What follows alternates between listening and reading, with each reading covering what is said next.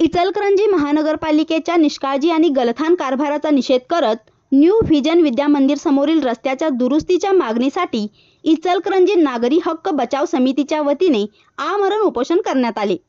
विद्यार्थ्यांच्या जीविताशी खेळ थांबवावा आणि धोकादायक झालेला रस्ता तातडीने दुरुस्त करावा अशी मागणी करण्यात आली आहे।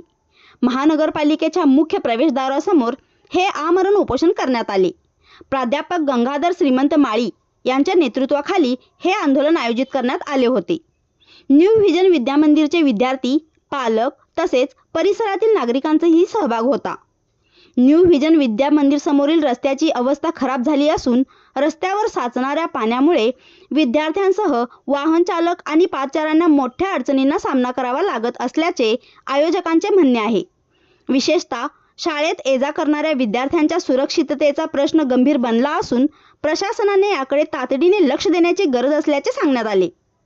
या आंदोलनाच्या प्रमुख मागण्यांमध्ये रस्त्याचे तात्काळ डांबरीकरण करून तो वाहतुकीस योग्य करणे, साचलेल्या पाण्याचा कायमस्वरूपी निचरा करण्याची व्यवस्था करणे, कामातील निष्काळजीपणाबद्दल संबंधित अधिकारी आणि ठेकेदारांवर कारवाई करणे तसेच विद्यार्थ्यांच्या सुरक्षिततेची तातडीने हमी देणे यांचा समावेश आहे। महानगरपालिका प्रशासनाने विद्यार्थ्यांच्या प्रश्नांकडे गांभीर्याने पाहून तातडीने उपाययोजना कराव्यात। केवळ आश्वासनांपेक्षा प्रत्यक्ष कामाला सुरुवात व्हावी अशी अपेक्षा विद्यार्थी, पालक आणि नागरिकांकडून व्यक्त होत आहे।